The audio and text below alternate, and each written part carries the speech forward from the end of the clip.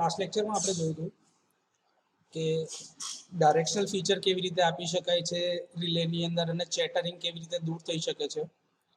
આજના લેક્ચરમાં આપણે જોવાના છે બેલેન્સ બીમ રિલે. આ બેલેન્સ બીમ પ્રકારની રિલે જે છે એ પણ અટ્રેક્ટેડ આર્મેચર ટાઈપ રિલેનો જ એક પ્રકાર છે. અહીંયા તમને જો આકૃતિમાં દેખાતું હશે તો આ ફેરોમેગ્નેટિક મટીરિયલમાંથી બનાવેલું કોર છે. અહીંયા આપણો જે કોર છે ઈ શેપમાં છે, ઇંગ્લિશ આલ્ફાબેટ ઈ શેપમાં છે. આ સી શેપમાં પણ હોઈ શકે છે, જેની ઉપર તમે જોઈ શકો છો બે અલગ અલગ વાઇન્ડિંગ આપણે વીંટાળેલી છે. આ બંને વાઇન્ડિંગને જે વીંટાળવાની ડિરેક્શન છે ને એકબીજાથી એકદમ વિરુદ્ધ દિશામાં છે. જો તમે ઓબ્ઝર્વ કરતા હોય તો આકૃતિ ધ્યાનથી જોઈતા હો તો એ બંને જે વાઇન્ડિંગ છે એકબીજાથી વિરુદ્ધ દિશામાં વીંટાળેલી છે.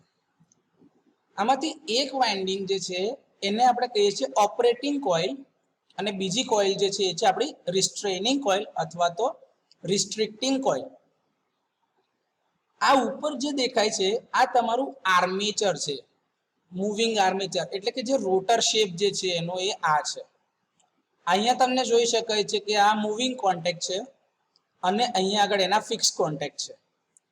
કંટ્રોલ સ્પ્રિંગ જે છે એ કંટ્રોલિંગ ટોર્ક આપે છે અને નોર્મલ કન્ડિશનમાં એને ઓપરેટ નહીં થવા દે.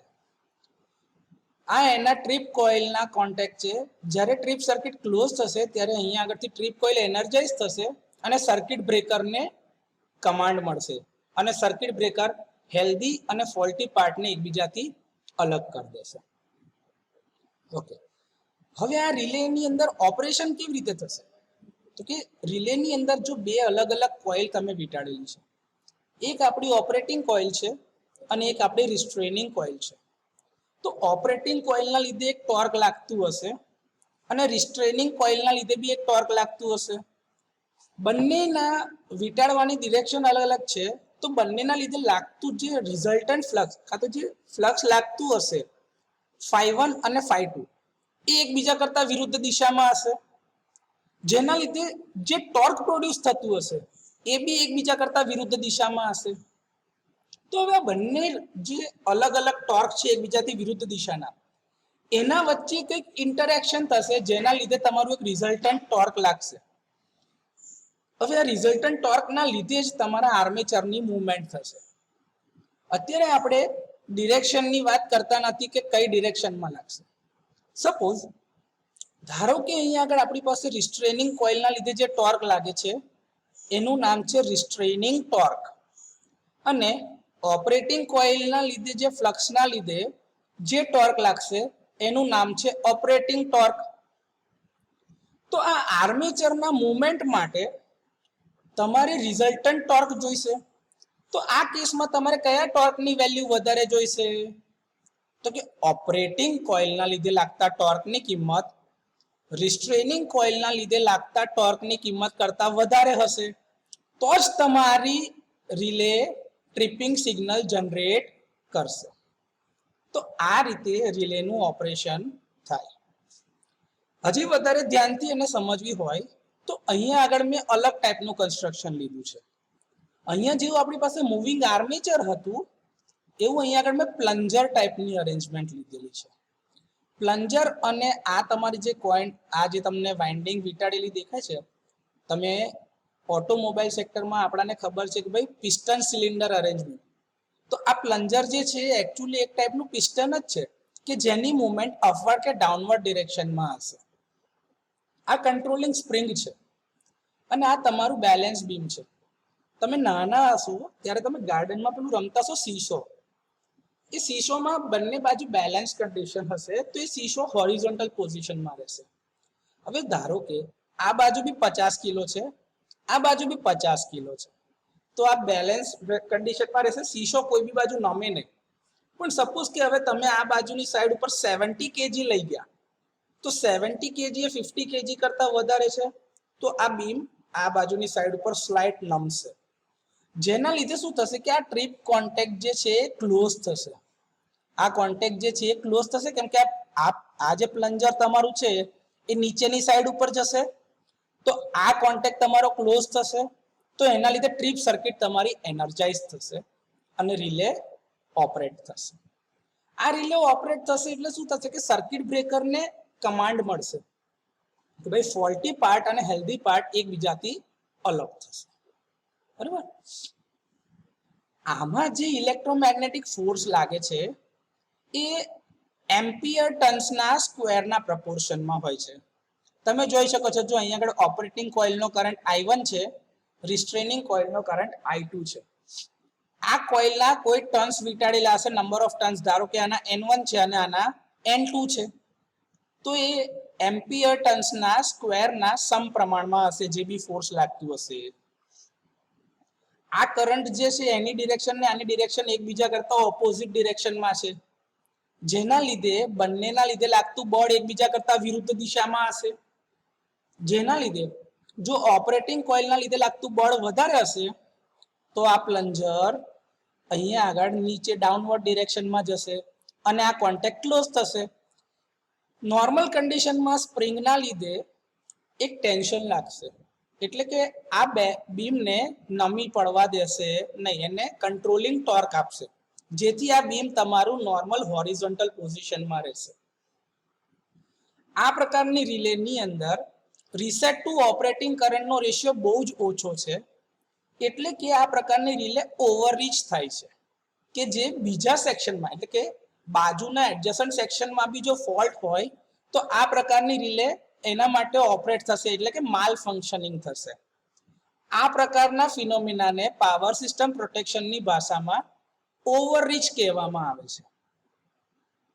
આ પ્રકારની રિલેમાં જો આ બાજુથી બી એક ક્વોન્ટિટી છે ને આ બાજુથી બી એક ક્વોન્ટિટી છે, અને રિલેનું ઓપરેશન આ બંને ક્વોન્ટિટીના ડિફરન્સના આધારે મળે છે, એટલે આ પ્રકારની રિલે ડિફરન્શિયલ પ્રોટેક્શનમાં સૌથી વધારે ઉપયોગી છે, જેમાં અહીંયાથી આવતી ક્વોન્ટિટી ને અહીંયાથી આવતી ક્વોન્ટિટી બેને કમ્પેર કરીને ડિફરન્સ પ્રોડ્યુસ કરીને એના આધારે જોવામાં આવે છે કે રિલેનું ઓપરેશન થવું જોઈએ કે ના થવું જોઈએ.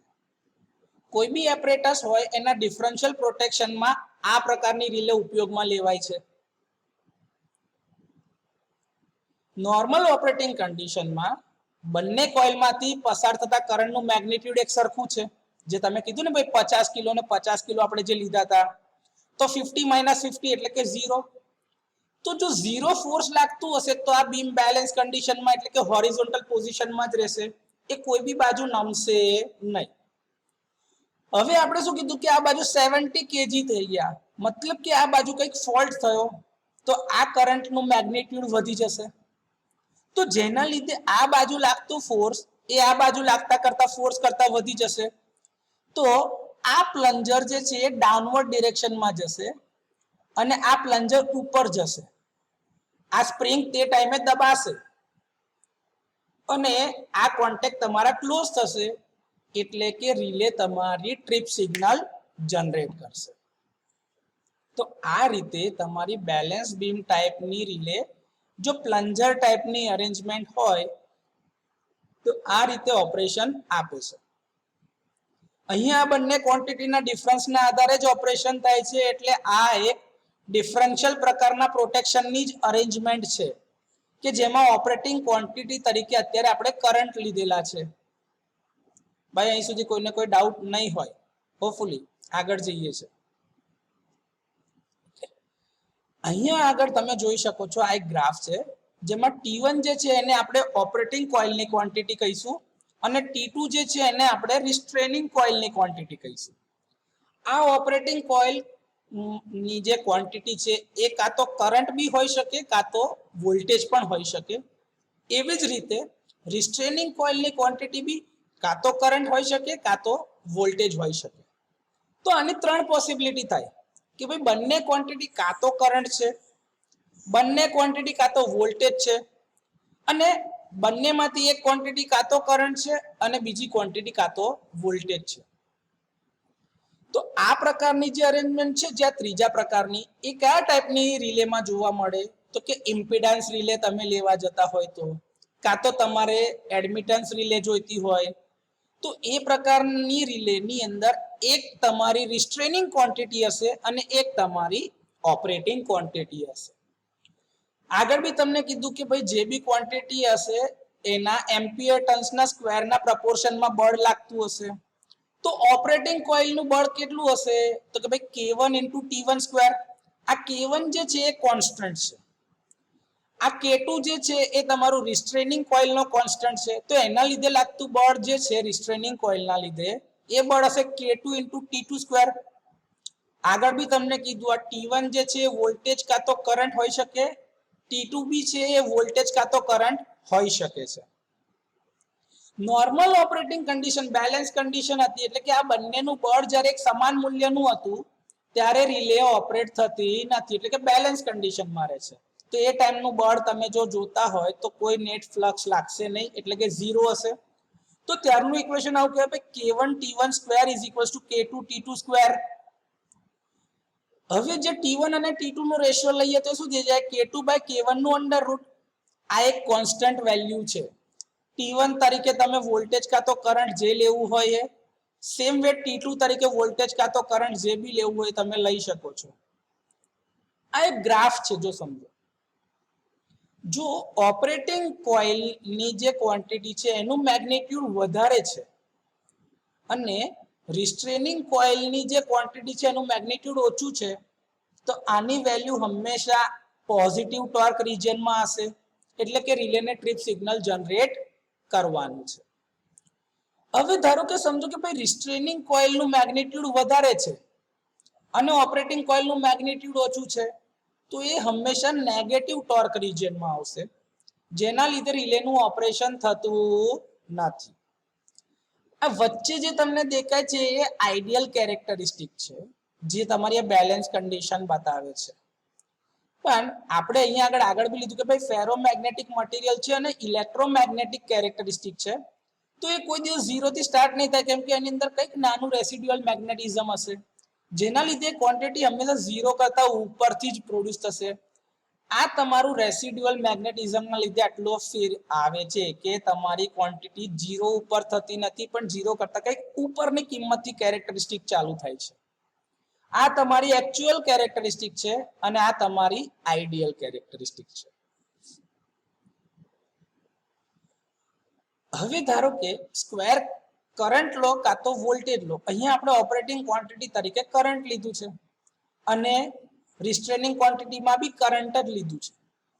તો આ બંને ક્વોન્ટિટીમાં રિલેની અંદર જે ઓપરેશન છે એ ક્વોન્ટિટીના વર્ગના સમપ્રમાણમાં હોય છે, જેના લીધે આ પ્રકારની રિલે બહુ હાયર રેન્જ માટે ડિઝાઇન કરવામાં આવતી નથી. આ પ્રકારની રિલેની અંદર કોઈ પણ ટાઈપના ટાઈમ ડાયલ સેટિંગ હોતા નથી, એટલે આ પ્રકારની રિલેને ઇન્સ્ટન્ટેનિયસ રિલે કહેવામાં આવે છે અને ક્વિક ઓપરેશન આપે છે. આ પ્રકારની રિલેમાં રીસેટ ટુ પિકઅપ રેશિયો તમે ઉપર લઈ જઈ શકો છો, એ તમે હાયર વેલ્યુમાં ડિઝાઇન કરી શકો છો.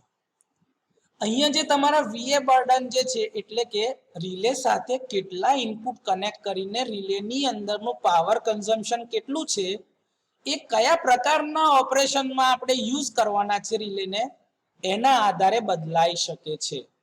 તો આ પ્રકારની રિલેમાં VA બર્ડન ચેન્જ થઈ શકે છે according to the application. Hopefully balance beam પ્રકારની રિલે સુધી કોઈને કોઈ ડાઉટ નહીં હોય. અત્યાર સુધી જેટલી બી આપણે રિલે જોઈ એ બધી આપણી ઇલેક્ટ્રોમેગ્નેટિક રિલે હતી. તો આ પ્રકારની રિલેમાં એનો વર્કિંગ પ્રિન્સિપલ કેવી રીતે હોય છે અથવા તો એ રિલે કેવી રીતે કામ કરશે એ જોઈએ. અહીંયા તમને જો દેખાતું હોય તો આપણે બે અડધિયા લીધા છે. પેલું જે સી શેપ કાં તો ઈ શેપનું મેગ્નેટ તમે કહેતા હશો એવું આપણે લીધું છે, જેની અંદર વચ્ચે તમે એલ્યુમિનિયમની ડિસ્ક મૂકેલી છે, પીવોટ કરીને, એટલે કે વચ્ચે ટેકવીને મૂકેલી છે આપણે એલ્યુમિનિયમની ડિસ્ક. અહીંયા આ તમારું એક ફ્લક્સ છે φ1 અને બીજું ફ્લક્સ છે એ φ2 છે. આ બંને વચ્ચે જે તમે સ્પ્લિટ ફેસિંગ આગળ જોયું હતું, જે આ શેડેડ રિંગમાં સ્પ્લિટ ફેસિંગ જો તમને દેખાય છે બે અલગ અલગ ટાઈપના ફ્લક્સ, એવી જ રીતે તમે અહીંયા આગળ બેની વચ્ચે ફેઝ શિફ્ટ ઇન્ટ્રોડ્યુસ કરી છે, જેના લીધે આ બંને ફ્લક્સ એકબીજાથી x જેટલી ફેઝ શિફ્ટમાં અલગ પડે છે, એટલે કે બંને વચ્ચે અમુક ડિગ્રીનો ખૂણો બને છે. એક છે ફ્લક્સ φ1 અને બીજું ફ્લક્સ છે આપણું φ2. હવે આ વચ્ચે તમે ડિસ્ક મૂકી છે જેની અંદર આ ફ્લક્સની લાઈનો કટ થશે, અને એના લીધે એની અંદર ઈએમએફ ઇન્ડ્યુસ થશે. તો phi1 ના લીધે જે ફ્લક્સ ના લીધે જે ઈએમએફ ઇન્ડ્યુસ થાય છે એની વેલ્યુ છે E1 અને phi2 ફ્લક્સ ના લીધે જે ઈએમએફ ઇન્ડ્યુસ થશે એનું મેગ્નીટ્યુડ હશે E2. તમે અહીંયા જોઈ શકો છો ડિસ્ક જે છે ક્લોઝ સર્કિટ ફોર્મ કરે છે, એની પાસે ઈએમએફ બી છે, તો એની અંદરથી એડી કરંટ ઇન્ટ્રોડ્યુસ થશે. તો phi1 ના લીધે જે કરંટ લાગે છે એ તમારું I1 છે, phi2 ના લીધે જે કરંટ લાગે છે એ તમારું I2 છે. કરંટની ડિરેક્શન જો તમારે જોઈતી હોય તો તમે ફ્લેમિંગ્સ રાઇટ હેન્ડ રૂલની મદદથી એની અંદર જે કરંટની ડિરેક્શન છે શોધી શકાશે. તમે અહીંયા જોઈ શકતા છો જો phi1 અને phi2 બંને એક જ દિશામાં જાય છે તો કરંટ બી જો I1 અને I2 બંને એક જ દિશામાં જઈ રહ્યા છે આ ડિસ્કમાં, ધ્યાનથી જુઓ. તો સિમ્પલી આ પ્રકારની રિલે જે છે સ્પ્લિટ ફેઝ ઇન્ડક્શન મોટર પ્રકારની થઈ, જેની અંદર બે અલગ અલગ ટોર્ક લાગે છે. એક ટોર્ક લાગશે જે છે phi1 અને I2 ના ઇન્ટરેક્શન થી થતું હશે અને બીજું જે છે phi2 અને I1 ના ઇન્ટરેક્શન થી લાગતું હશે. આ બંનેની વચ્ચે નોર્મલ કન્ડિશનમાં એક સરખું બળ લાગતું હશે જેના લીધે રિઝલ્ટન્ટ 0 હશે. પણ જ્યારે ફ્લક્સ જે લિંકેજ થાય છે એની કિંમત જો બદલાશે તો આ ટોર્કની કિંમત બી બદલાશે, જેના લીધે રિઝલ્ટન્ટ ટોર્કની કિંમત જે લાગતી હશે એ શૂન્ય નહીં હોય, એટલે એની કોઈક અલગ કિંમત લાગશે, એટલે કે રિઝલ્ટન્ટ ટોર્ક લાગશે, જેના લીધે આ ડિસ્કનું રોટેશન થશે. અત્યારે આપણે કોઈ ડાયરેક્શનલ ફીચરની વાત કરી નથી, એટલે ખાલી આપણે એવું કહીએ કે ડિસ્કનું એક રોટેશન જોવા મળશે. તો આ રિલેનું ઓપરેશન થાય છે. હવે એને થોડું મેથેમેટિકલી ઓર ડિટેલમાં એનાલિસિસ કરીએ તો તમારા જે બે ફ્લક્સ છે બંને એકબીજાથી x ડિગ્રી જેટલા અપાર્ટ છે, કે ભાઈ બંનેને હું x ડિગ્રીનો ખૂણો આપેલો છે. આ બે, એક phi1 છે અને એક phi2 છે અને આ બેની વચમાં x ડિગ્રીનો એંગલ બને છે. તો phi1 ની વેલ્યુ હશે phi1m sin omega t અને phi2 જે છે એ તમારા phi1 નો જે કમ્પોનન્ટ છે પણ એમાં ખાલી ફેઝ શિફ્ટ એડ થાય છે x ડિગ્રીની, તો એ હશે phi2m sin omega t plus x ડિગ્રીની ફેઝ શિફ્ટ. હવે આ બંને જે ઈએમએફ ઇન્ટ્રોડ્યુસ થાય છે આની અંદર એ બંને આ તમારા ફ્લક્સના લીધે થાય છે, જેના લીધે આ ઈએમએફ જે ઇન્ડ્યુસ થયા એ એના ફ્લક્સથી 90 ડિગ્રી પાછળ છે, લેગ કરે છે ઇન્ડક્ટિવ નેચરના લીધે. તો 90 ડિગ્રી લેગ થાય છે એના ફ્લક્સથી, બરોબર. તમે અહીંયા જોઈ શકતા હશો કે જો આ phi2 જે છે અને આ કરંટ જે આ લૂપમાં જાય છે તમારો I1 છે, જો ને આ I1 કરંટ છે ને એ આઉટર ડિરેક્શનમાં લે છે તો કરંટ બહારની ડિરેક્શનમાં બહાર નીકળે છે I1. એવી જ રીતે આ તમારો I2 કરંટ અહીંથી ફરતા ફરતા I2 ડિરેક્શનમાં બહાર નીકળે છે. તો આ પોઈન્ટ ઉપર phi1 અને I2 નું ઇન્ટરેક્શન છે, આ પોઈન્ટ ઉપર phi2 અને I1 નું ઇન્ટરેક્શન છે. એવું નથી કે બધા પર જ લાગશે, આટલાથી આટલા રિજનમાં phi2 અને I1 નું ઇન્ટરેક્શન થશે અને આટલાથી આટલા રિજનમાં phi1 અને I2 નું ઇન્ટરેક્શન થશે, જેના લીધે એ બંને પર રિઝલ્ટન્ટ ફોર્સ લાગે છે. આ બંને ફોર્સ જો તમે જોઈ શકતા હોય તો એકબીજા કરતા વિરુદ્ધ દિશામાં છે, જો F1 અને F2 એકબીજાથી વિરુદ્ધ દિશામાં લાગેલા છે. ઓકે, તમે આ ડિસ્કની અંદરનું જે સેલ્ફ ઇન્ડક્ટન્સ છે જે આ રોટરમાં એને નિગ્લેક્ટ કરીએ તો મ્યુચ્યુઅલ ઇન્ડક્ટન્સના લીધે જે કંઈ બી પ્રોબ્લેમ અથવા તો જે કંઈ બી ફોર્સ લાગે છે એ કેવું હશે તો કે ભાઈ I1 કોના લીધે છે તો કે ભાઈ E1 ના લીધે. E1 કોના લીધે છે એટલે કે EMF 1 કોના લીધે છે તો કે ભાઈ ફ્લક્સ 1 નો જે ફેરફાર મળે છે એના લીધે. તો કે I1 is proportional to E1 અને E1 is proportional to d of phi1 by dt, Faraday's law of electromagnetic induction પ્રકારે. તો આનું જો વિકલન કરીએ તો સાઇન નું વિકલન શું થઈ જશે cos ઓમેગા t, કેમ કે સાઇન નું વિકલન તમે કરશો એ cos અને પોઝિટિવ રહેશે. તો I1 is proportional to E1 is proportional to d phi1 by dt is proportional to phi1m cos omega t. એવી જ રીતે તમે I2 લાવશો તો I2 is proportional to E2 which is proportional to d phi2 by dt and proportional to phi2 maximum cos omega t plus x, એવું ને એવું. જે તમને કીધું આ બંને ફોર્સ એકબીજાથી વિરુદ્ધ દિશામાં છે તો રિઝલ્ટન્ટ ફોર્સ શોધવું પડશે. Resultant force is F1 - F2 એટલે કે F1 - F2. F1 કોણ છે તો કે ભાઈ phi2 અને I1 નું ઇન્ટરેક્શન છે. પહેલાનો કરંટ બીજાનો ફ્લક્સ જેના લીધે તમને F1 મળે છે. એવી જ રીતે પહેલાનો ફ્લક્સ ને બીજાના કરંટના લીધે તમને F2 મળે છે. અહીંયા જરા ડિરેક્શન બતાવવામાં થોડું મિસ્ટેક છે. તો એ તમે મેગ્નીટ્યુડ નાખશો એટલે શું થશે phi1m phi2m અચળ છે બહાર cos omega t sin omega t plus x minus cos omega t plus x sin omega t. તો sin c cos d minus cos c sin d આ જ્યારે તમે લાવશો તો sin c minus d મળશે એટલે કે sin of omega t plus x minus omega t. omega t એકબીજા સાથે કેન્સલ આઉટ થશે તો ઇક્વેશન મળશે કે force is proportional two phi1 phi2 બંનેની મેક્સિમમ કિંમત અને is proportional two sin of x. x એટલે કે આ બંને કોઇલ વચ્ચેનું ડિસ્પ્લેસમેન્ટ. આ ડિસ્પ્લેસમેન્ટ નો જે એંગલ હશે એ જે હશે એના આધારે લાગતું ટોર્ક અથવા તો ફોર્સ ઇમ્પોર્ટન્ટ છે કેલ્ક્યુલેશનમાં અને એના સાઇનોસોઇડલ કમ્પોનન્ટ ઉપર આધારિત છે. તો x ની કિંમત આપણને મેક્સિમમ કેટલા ડિગ્રી મળશે જ્યારે આપણને ફોર્સ મહત્તમ મળે sin 90 ડિગ્રી પર આપણને 1 મળે છે એટલે કે ભાઈ મેક્સિમમ કિંમત મળે છે. તો આ x ની વેલ્યુ કેટલી હશે તો કે 90 ડિગ્રી. તો x ની વેલ્યુ જ્યારે 90 ડિગ્રી હશે ત્યારે મળતું જે બળ છે એ મેક્સિમમ હશે એટલે કે એ ટાઈમે જે ડિસ્ક ઉપર જે ટોર્ક લાગશે એ મેક્સિમમ કિંમતનો હશે. તો મેક્સિમમ ટોર્ક મેળવવા માટે આ બંને જે ફ્લક્સ એકબીજાથી લાગતા હશે એકબીજાથી 90 ડિગ્રી કાટખૂણા પર લાગવા જરૂરી છે. બસ તો આજના લેક્ચરમાં આપણે અહીં સુધી જ રાખીશું. Thank you.